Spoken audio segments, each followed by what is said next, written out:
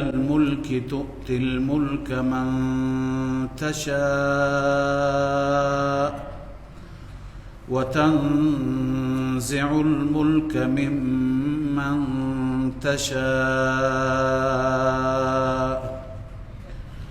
وتعز من تشاء وتذل من تشاء بيدك الخير إنك على كل شيء قدير تولج الليل في النهار وتولج النهار في الليل وتخرج الحي من الميت وتخرج الميت من الحي وترزق من تشاء بغير حساب لا يتخذ المؤمنون الكافرين أولياء من دون المؤمنين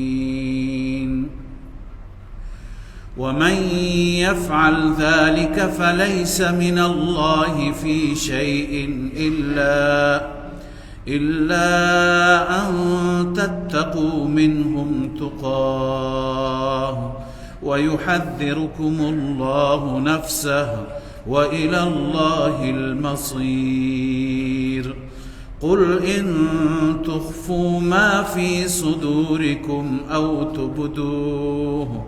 أو تبدوه يعلمه الله ويعلم ما في السماوات وما في الأرض والله على كل شيء قدير يوم تجد كل نفس ما عملت من خير محضرا وما عملت من سوء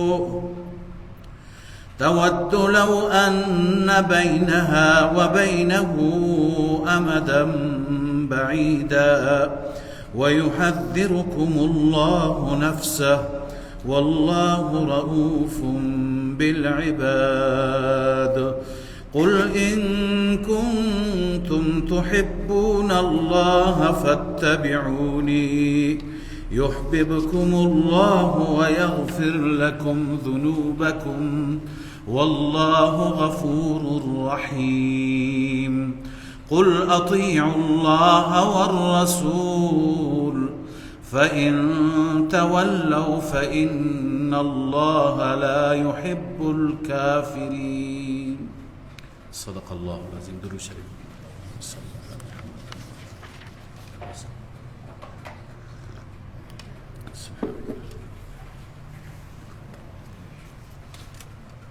در آیات گذشته و سابق این سوره مبارکه دلائل مختلفی ما خواندیم هم دلائل نقلی بود و هم دلائل عقلی بر اینکه الله عزوجل ذاتش و در ذات و صفات واحد هست لا شریک هست هیچ کسی شریک الله عزوجل نیست مختار هست مدبر هست متصرف هست حالا در این آیه اولین آیه‌ای که تلاوت گردید نتیجه اون دلایل را ما میخوانیم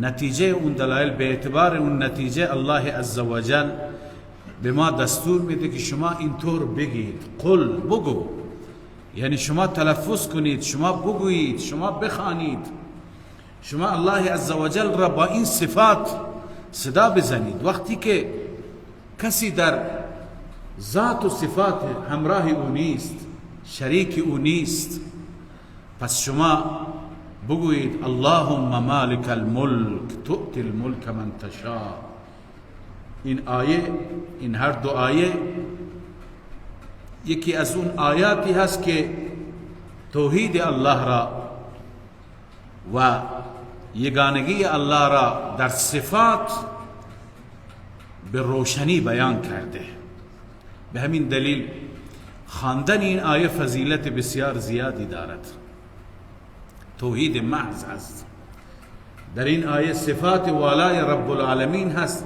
هر انسانی بخواند برای این انسان فضیلت زیادی دارد. در بعضی روایت ها هست که کسانی که بعد از نماز آیه کرسی را میخوانند و اون آیه که هفته گذشته خواندیم شهد الله انه لا اله الا هو، و این آیه را بین او و بین بهشت فاصله زیادی نیست، تنها چیزی که در وسطشون هست همین موت هست. موت که بیاد فوراً به بهشت میروند.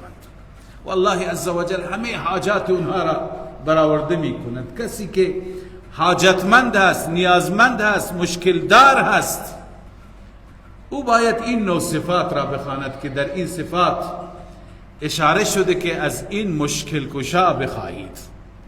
در بسیاری از تفسیرها هست که وقتی که این را میخوانیم آخرش ذکر نشده، نتیجه نوشتن که آخرش بخوانید اقض حاجتی ای مالک الملک، ای ذاتی که ملک را به هر کسی میده، عزت میدی، ذلت میدی، ای اون ذات حاجت من را برآورده کن.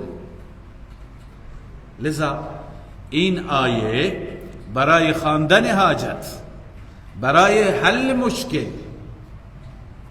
چون که مشکل کشای اصلی ما و واقعی ما الله عزوجل هست. بقیه افرادی که مردم اونها را به عنوان مشکل کشا درست کردن، اونها مشکل کشا نیستند، اونها خودشون مشکل داشتند و مشکل دار هستند. اونها مشکلات خودشون را از الله خواستند که حل بکنند. پیامبران، سیرت انبیا را در قرآن بخوانید، همه انبیا به مشکل برمیخوردند. یکی از دشمن میخواست بر دشمن غلبه پیدا کند، او میگفت رب انی مغلوب فانتصر، نوح علیه السلام. دیگری فرزند میخواد، ابراهیم علیه السلام، او میگه رب هب لی من الصالحین. زکریا فرزند میخواد، رب لا تذرنی فردا وانت خیر الوارثین. حضرت ایوب مریض هست، شفای مریضی میخواد، رب انی مسنی الضر وانت ارحم الراحمین. هر یکی مشکل خودش را بزرگترین انسانها و مقربترین انسانها حل مشکلشون را از این مشکل کشایی که ما اینجا صفاتش را میخوانیم از او میخواهند. لذا برای هر مؤمن زیبنده این هست که فقط الله را فریاد بزند. در این آیه خدای عزوجل همین آموزش را به ما داده. لذا الله میفرماید قل، بگو ای بنده من، اللهم، اللهم یعنی یا الله، ای الله، ای خدا، مالک الملک. این صفت الله هست، آن خدایی که مالک الملک هستی، مالک تمام پادشاهی ها و تمام ملک تو هستی. علما نوشتن مالک الملک اون کسی هست که همه تصرفات و اختیارات به دست او باشد، ایجادا و اعداما. یعنی چی؟ یعنی یکی را به وجود می آورد، یکی را از بین می برد، یکی را بالا می آرد، یکی را پایین می آرد، به یکی می دهد، از یکی می گیرد. بقیه پادشاهان دنیا اینها پادشاه مجازی هستند، اینا قدرتشون پوشالی هست. یک روزی بر روی تخت نشسته، یک روزی دیگه سرنگون میشه، تو زندان میفته. یک روزی مردم را اعدام میکنه، یک روزی دیگه خودش به پایدار میره، اعدام میشه. یک روزی مردم را بر مردم ظلم میکنه، یک روزی خودش به دست مردم اسیر میشه. اینا که پادشاه نیستند، اینا مجازی هم. پادشاه حقیقی اون هست که همه تصرفات به دست او هست. به همین خاطر مالک الملک، مالک تمام ملک او هست، ملک دنیا هم او هست، ملک آخرت هم او هست و مالک پادشاهان هم او هست.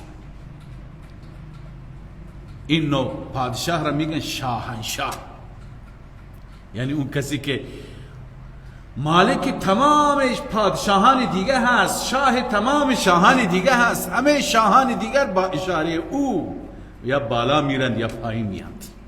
چه ذاتی هست. میبینیم همیشه ما در همین زندگی مختصر خودمون 50 سال 60 سال بیشتر و کمتر چقدر پادشاه دیدیم آمدن سر قدرت و چقدر را دیدیم که از قدرت افتادن.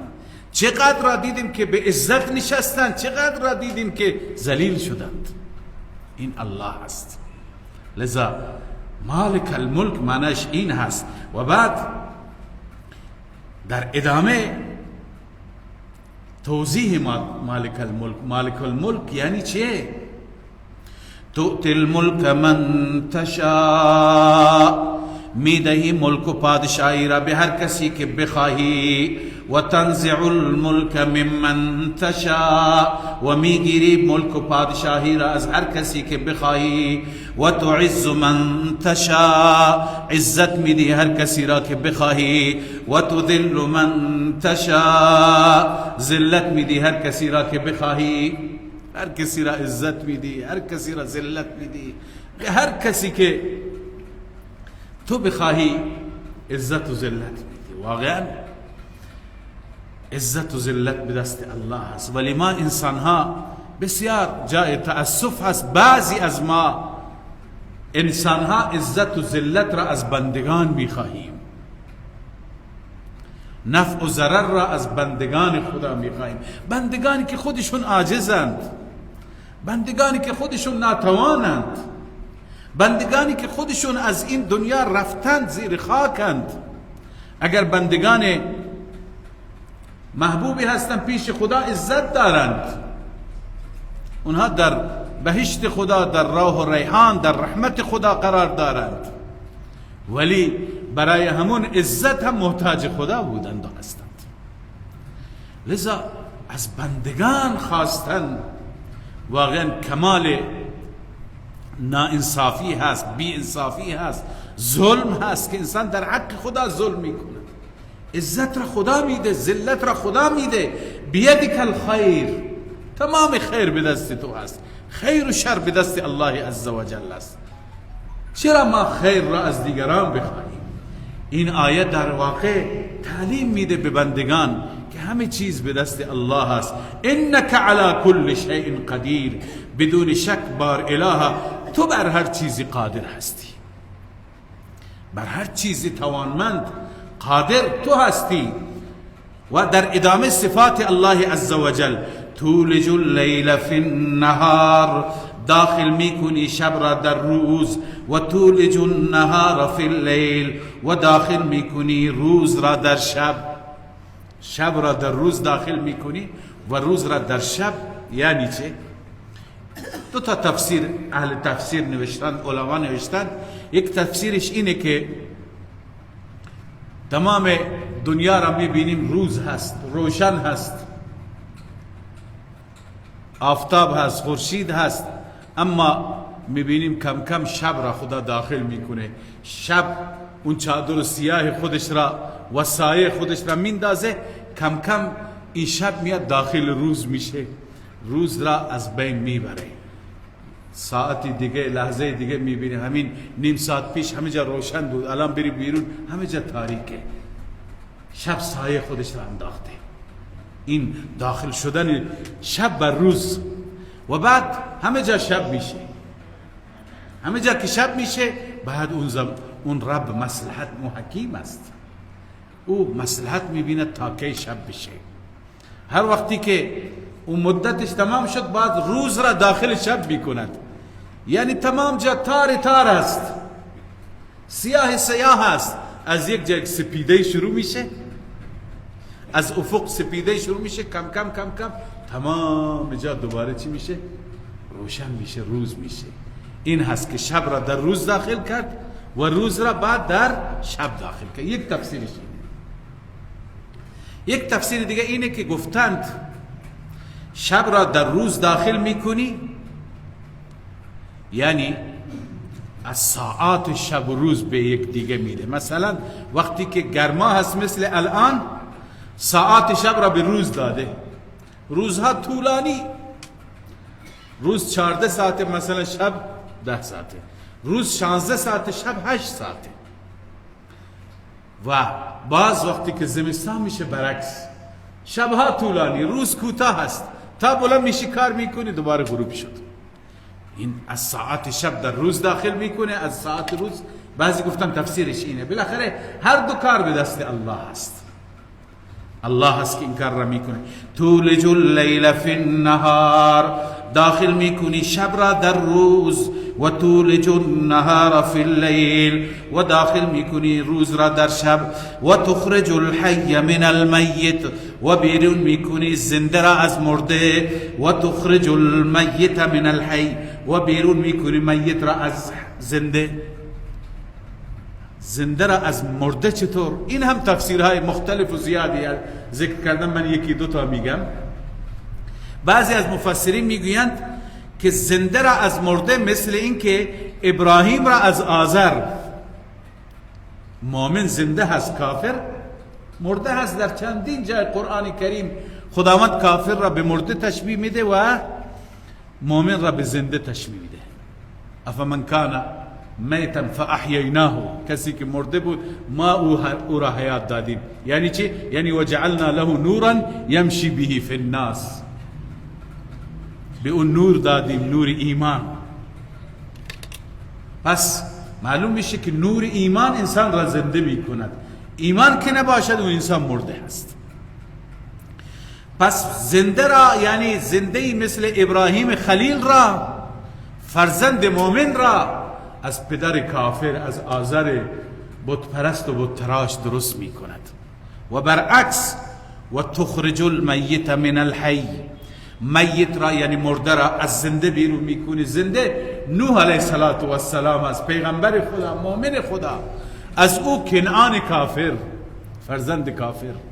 این در اختیار تو هست، تو هرچی که مصلحت میدونی. و بعضی گفتند زنده انسان است، مرده نطفه هست. نطفه یک قطره بیجان هست، یا تخم مرغ یک تخم بیجان هست، به ظاهر حیات ندارد. از این نطفه، از این از کنم تخم مرغ، تخم چی درست میشه؟ از این نطفه جانداری درست میشه، یا حیوان یا انسان، یا از تخم مرغ جوجه. از مرده زنده درست شد. و باز از زنده درست مرده درست میشه. از وجود انسان زنده همون نطفه خارج میشه و از اون مرغ تخم مرغ درست میشه. بعضی اون را گفتند. علی ای حال الله هست که از مرده ها زنده درست میکنه و از زنده مرده درست میکنه. پس معلوم میشه که تصرفات الله، اختیارات الله، قدرت الله بسیار زیاده هست. و ترزق من تشاء بغیر حساب، رزق میدی هر کسی را که بخواهی بدون حساب، بی حد و اندازه. الله عزوجل بی حساب بندگان خودش را رزق میده. رزق هم به دست الله است، رزق به دست غیر خدا نیست. رزق و برکت را از غیر خدا نخواهیم، هر چی میخواهیم از رب بخواهیم، همه چیز به دست الله است. شما تصور بفرمایید روزانه چه اندازه رزق مصرف میشه در همین دنیایی که ما هستیم. در یک شهر مردم چقدر میخورند؟ اینها را گاگای انسان نگاه میکنه، همین زباله ها را که از شب تا صبح مامورین شهرداری در شهرهای کوچک و بزرگ همش جمع میکنن، تمام نمیشه. همین زباله و آشغالی که از باقی مانده اون رزقی هست که مردم میخورند. سبحان الله، چقدر بندگان خدا رزق مصرف میکنند، روزی مصرف میکنند. گاهی بعضی مصرف ها را انسان میشنود که در یک روز چقدر گوشت مصرف میشه، چقدر روغن مصرف میشه، چقدر گندم مصرف میشه، چقدر برنج مصرف میشه. از حساب و کتاب اینا رو کی میده؟ الله است. انسان وقتی تصور بکنه الله عزوجل به همه این انسانیت چه بذلی داره، چه جودی داره، چه لطفی داره، ولی انسانها را در مقابل نگاه کن. انسانها به جای اینکه این رب را سجده بکنند، از او تشکر بکنند، انسانها به جای اینکه سجده شکر به جا بیاورند غافلند، نافرمانی میکنند، مشغول معصیتند، مشغول کارهای گناه و بیهوده هستند، رب را فراموش کردند. واقعا رب مهربانی هست، مؤاخذهشون نمیکنه. لذا الله هست که رزق میده. اینا صفات خدا هستند. از اون اللهم مالک الملک شروع میشه تا اینجا و ترزق من تشاء بغیر حساب. هر کسی را که بخوای بدون حساب رزق میدی. تا اینجا علما گفته اینجا را که تمام کردی، تا اینجا خواندی، بعد از این بگو اقضی حاجتی، ای مالک الملک، ای ذاتی که پادشاهی تو میدی، ای ذاتی که عزت به دست تو هست، ذلت به دست تو هست، شب را طولانی میکنی، روز را کوتاه، روز را طولانی میکنی، شب را کوتاه، رزق میدی به بندگان خودت، حاجت من را هم برآورده کن. این آیه را بخوان و در آخر بگو اقضی حاجتی، حاجت من را برآورده کن، مشکل من را حل کن، نیاز من را دور کن. الله عزوجل نیازت را دور میکنه، مشکلت را حل میکنه، به شرط اینکه از صمیم قلب با یقین و باور کامل این صفات را از ته دل بخوان. ببین حاجت روا چه کار میکند. الان دیر یا زودش هرچی که مصلحت حکیم باشد. لذا این صفات عرض کردم نتیجه این دلایل توحید هست که شما در گذشته اونها رو مرور کردیم، ما خواندیم. ولی با وجود این بسیاری از بندگان هستند که اینها را باور ندارند. کفار که در آیات ادامه درباره کفار است، اما در رابطه با همین آیات بعضی از علما شأن نزول هم ذکر کردند. اون شأن نزول را هم خدمت شما عرض بکنم، خالی از لطف نیست، فرصت نیست من کل داستان را ذکر بکنم. شما شنیدید جنگ خندق را، غزوه احزاب را، بعد از اینکه مشرکین در جنگ‌های مختلف بدر و احد و اینها شکست خوردند، آخر همه متحد شدند، یهود و نصارا و مشرکین و منافقین و همه کفار، الکفر ملت واحده، همه دست به دست هم دادند، گفتم بریم کار مسلمانان را تمام بکنیم. مدینه را محاصره کردند، احزاب تشکیل شد. این جنگ را میگن جنگ احزاب. در سوره احزاب تفصیل این جنگ آمده. جنگ خندق هم میگویند چون خندق ها را حفر کردند. رسول الله صلی الله علیه وسلم دستور داد که هر 40 ذراعی، 40 دست به اصطلاح، مال 10 نفر، به اندازه 40 دست 10 نفر حفر میکردن. 10 نفر از صحابه. این 10 نفر باید با یک عرض خاصی که اسب نتونه پرش بکند، با یک گودی خاصی، باید این 40 ذراع را و 40 دست را چکار میکرد؟ حفر میکرد. یک قسمت را به اهل بیت دادن و حضرت سلمان با اونها بود. این قسمت با یک سنگ مواجه شدن. اینا میخواستن مسیر را منحرف کنند. به رسول الله صلی الله علیه و سلم گفت یا رسول الله مسیر را منحرف کنیم. رسول الله فرمود نه، من خودم میام سنگ را میزنم.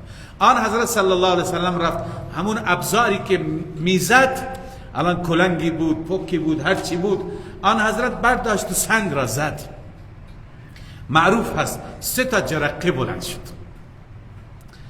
جرقه اول وقتی که از این سنگ آمد، آن حضرت صلی الله علیه و سلم فرمود کاخهای ایران را در این جرقه و در این آتش دیدم، کسرا را و ساختمانها و قلعه های ایرانی ها را دیدم.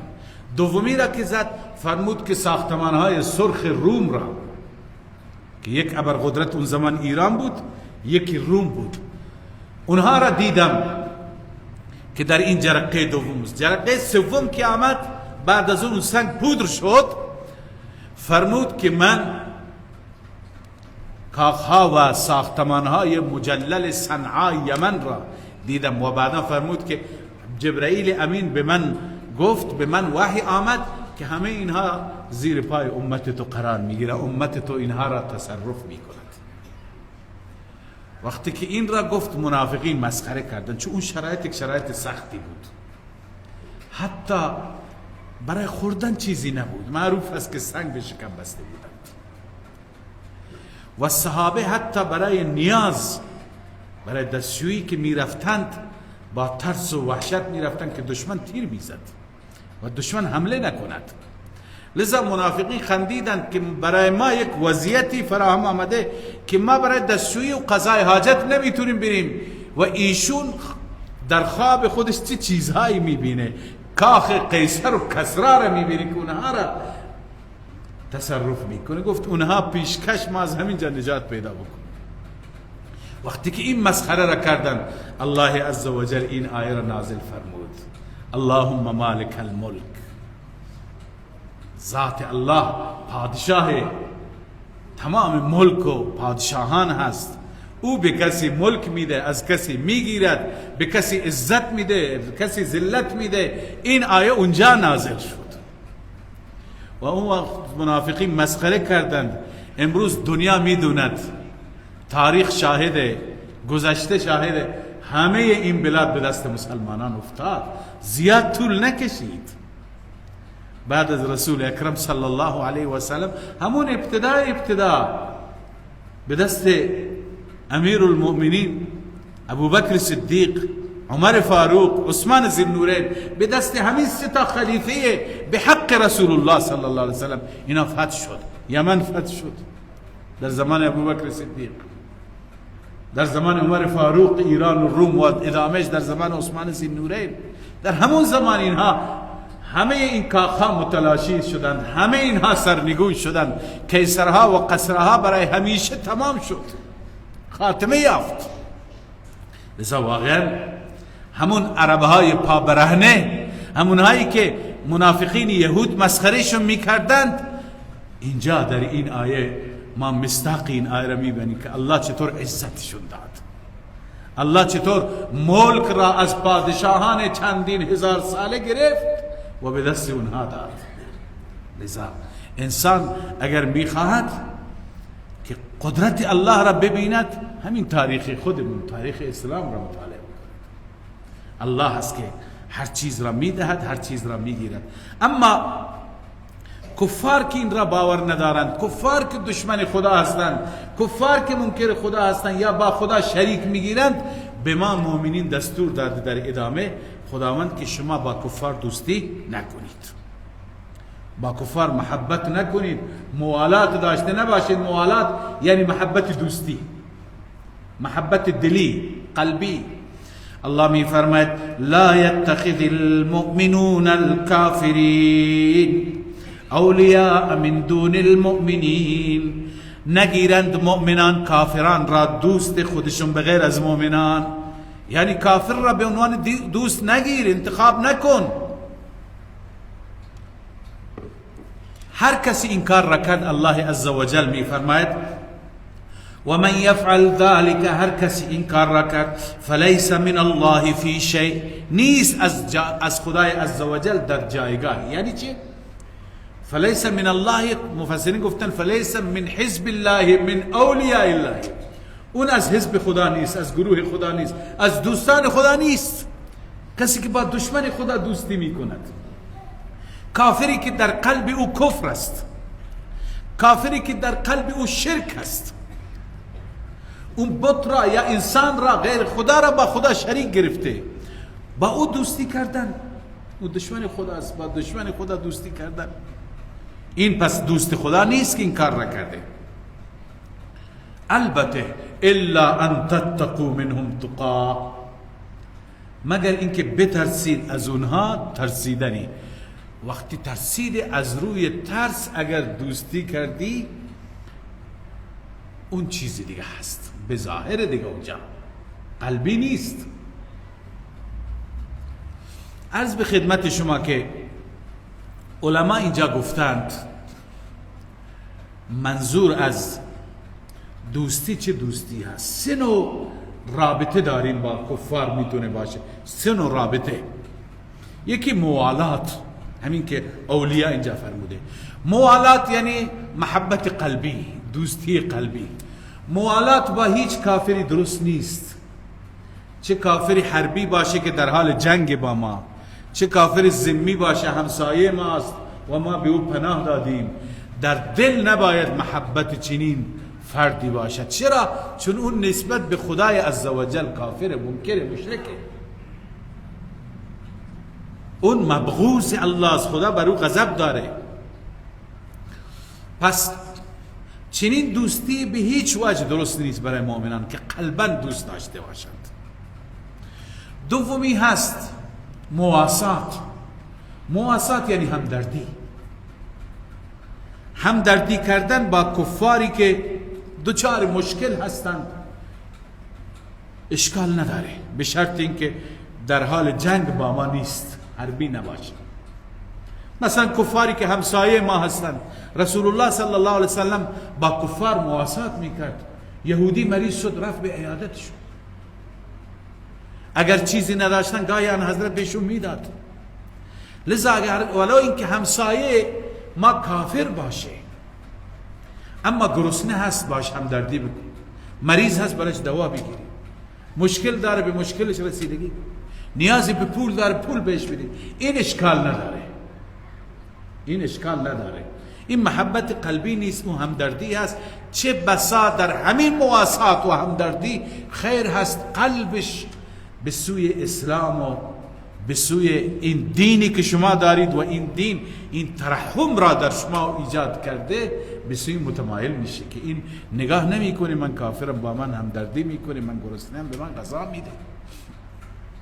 پس همدردی با کفار اشکال نداره به شرط اینکه کفار در حال جنگ نباشه. سومی هست مدارات.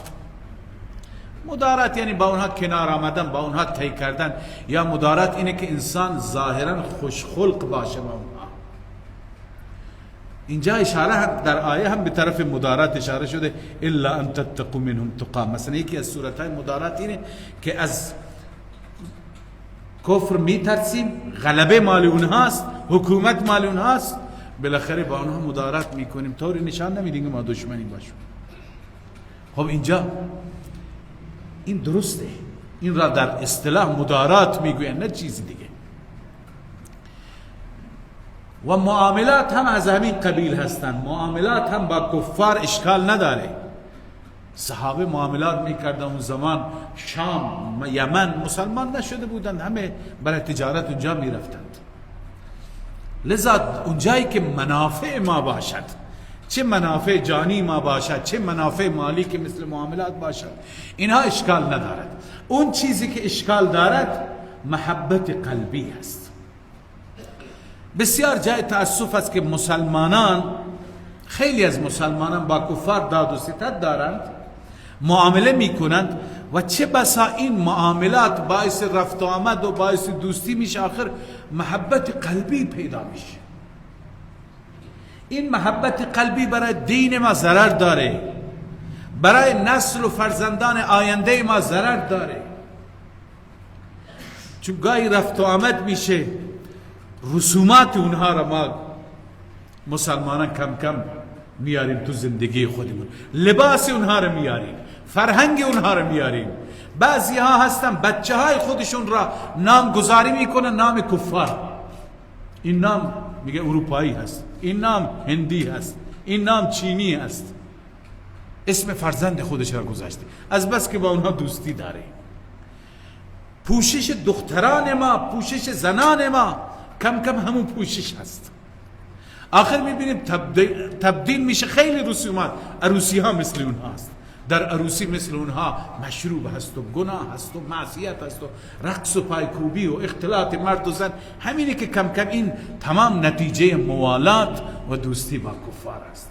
تولد هست و نمیدونم فلان هست، اینا تمام از جای دیگه آمدند. لذا موالات اثراتی داره، آخر انسان دین خودش را فراموش میکنه، کم کم با اونها وصلت میکنه، کم هم محو اونها میشه. الان در این خیلی کشورهای غیر مسلمان خیلی مسلمانان هستن که ذوب شدن.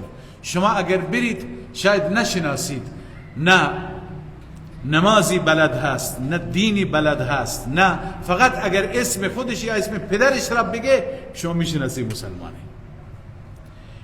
لذا این موالات خطرناک است، چون که کفار دینشون بر اساس هوا و هوس است، بر اساس خواهشات و نفس پرستی هست و این خواهشات و نفس پرستی بر هر انسانی غلبه می کند.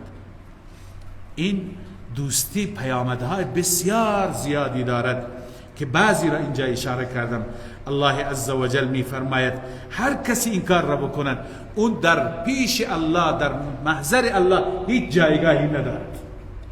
اون دوست خدا نیست، اون از حزب خدا نیست. و یحذرکم الله نفسه، خداوند شما را میترساند از ذات خودش، یعنی از خدا بترسید، نکنید دوستی، دستورات خدا را بجا بیاورید. و الی الله المصیر، فقط و فقط به سوی الله است بازگشت. خب الله عزوجل فرمود دوستی نکنید. امکان داره که بعضی ها بگم ما دوستی نمی کنیم ولی ته دل با اونها یکی هستن. الله عزوجل می فرماید ای انسان، ای مسلمان، اون چیزی که در دلت باشه خدا می دوند، اون چیزی که مخفیش میکنی خدا میدونه، اون چیزی که ظاهرش میکنی خدا میدوند. از خدا چیزی را نمیتونی پنهان بکنی، از رفیقت، از استادت، از پدرت، از برادرت میتونی مخفی بکنی، اما از خدا نمیتونی. من یک نکته خدمت بعضی از جوانان عرض بکنم که بسیاری از کفار هستند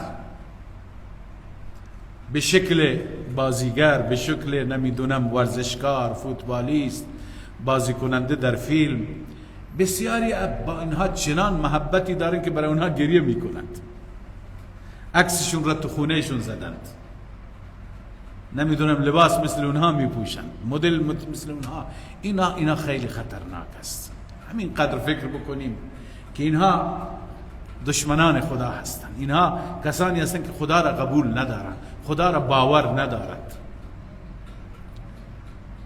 لذا این نوع محبت، این محبت قلبی برای انسان مضره. کسی که در دلش ایمان باشد، در دلش محبت رسول الله صلی الله علیه و سلم باشد، در دلش محبت اصحاب و یاران آن حضرت باشد، اولیاء الهی باشد، مؤمنان باشد، هیچ وقت در دلش محبت غیر مسلمان نمی آید. لذا الله می فرماید قل ان تخفوا ما فی صدورکم، بگو اگر شما مخفی کنید آنچه که در سینه های شماست، او تبدوه، یا ظاهر بکنید، یعلمه الله، الله او را می داند. در دل چی مخفی کردی خدا می داند. نه تنها اسرار دلهای شما را می داند،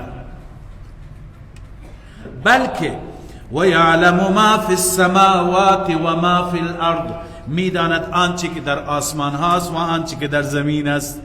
تمام ذرات را الله خبر دارد. والله علی کل شیء قدیر، الله بر هر چیز قادر است، هر کاری را الله توانا است میتونه انجام بده. یوم تجد کل نفس ما عملت من خیر محضرا، الله میفرماید روزی میرسد، اون روزی که الله قادر است بر هر چیز، در اون روزی که مییابد هر نفسی آنچه که عمل کرده از خیر، محضرا حاضر شده، هر خیری انجام دادی اونجا حاضر میشه. و ما عملت من سوء، هر بدی که کرده هم حاضر میشه. مثلا با مسلمان محبت داشته، الحب فی الله بوده، محبتش به خاطر الله بوده، اونجا میبینه این محبت با مسلمان حاضره. اگر محبت با کافر داشته، اونجا میبیند این محبت با کافر هم حاضر شده. هر عملی که انسان انجام داده، خوبش را انجام داده، بدش را انجام داده، همه را حاضر شده میبیند. و اون انسانی که بد عمل کرده، اون انسانی که در دنیا خدا را ناراضی کرده، اون انسانی که خدا را رنجانده، الله میفرماید اون انسان دوست دارد که بین او و بین این اعمال حاضر شده او مسافت زیادی باشد، یعنی از این اعمال کاش خیلی فاصله داشت.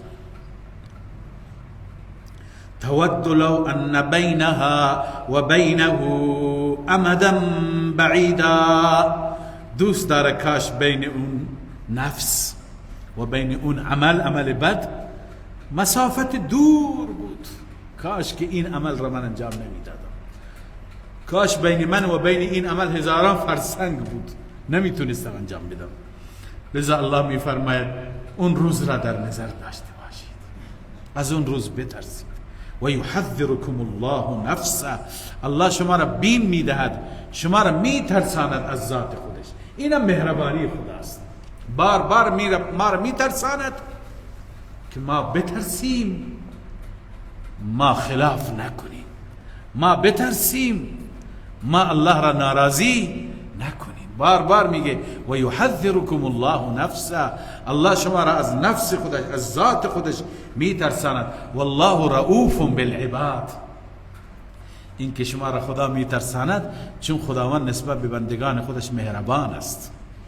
خدا میخواد شما بندگان بترسید، از خلاف دور بشید، از گناه دور بشید، از منکر دور بشید، از خلاف دستور او دور بشید تا بشید یک بنده مؤمن بهشتی.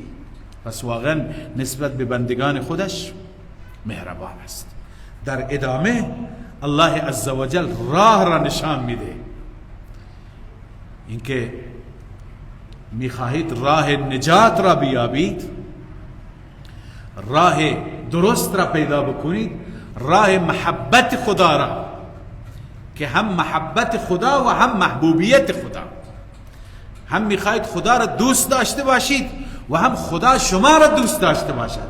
اون راه را نشان میده. اون راه چیه؟ قل ان کنتم تحبون الله، بفرما و بگو اگر شما خدا را دوست دارید، فاتبعونی، من محمد را اتباع بکنید، من محمد را اتباع بکنید.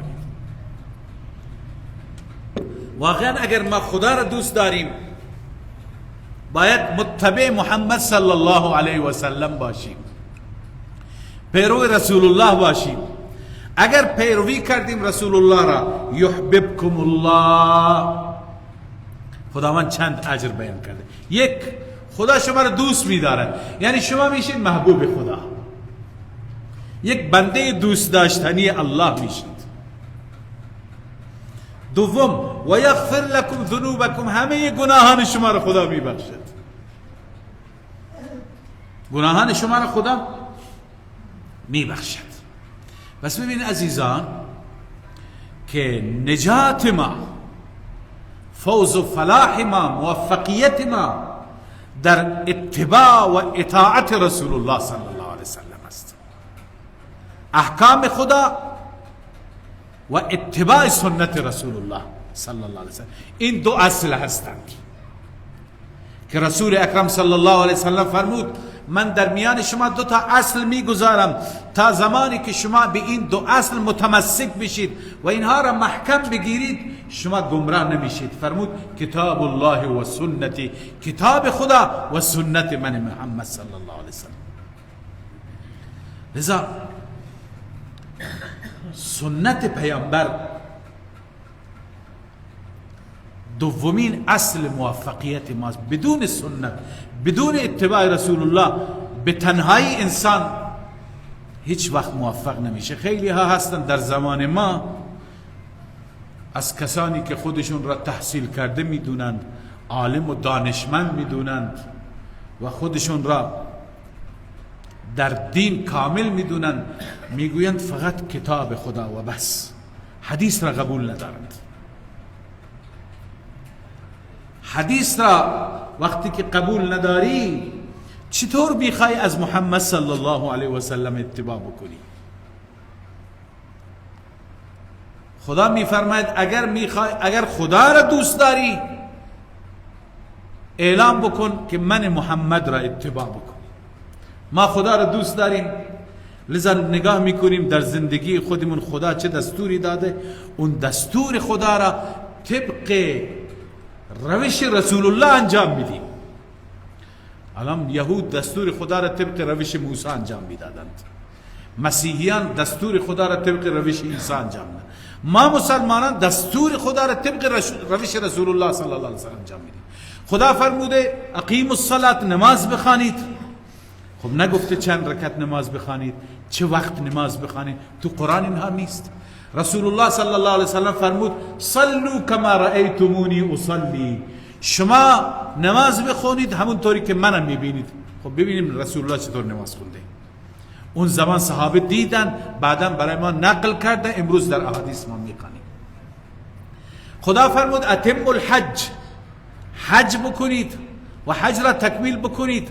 دستور خدا حج هست. روشش که رسول الله فرمود خذوا عنی مناسککم، مناسک حج را از من بگیری، ببینی من چیکار میکنم.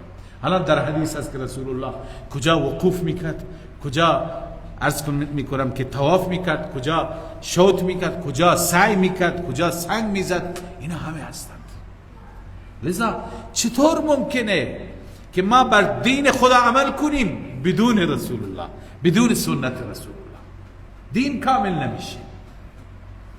پس الله عزوجل همینو میفرماید اگر شما خدا را دوست دارید فاتبعونی، من محمد را اتباع کنید، یحببکم الله، خدا شما را دوست می‌داره، اون وقت شما میشید محبوب خدا، و یغفر لكم ذنوبکم، و گناهان شما را میبخشد.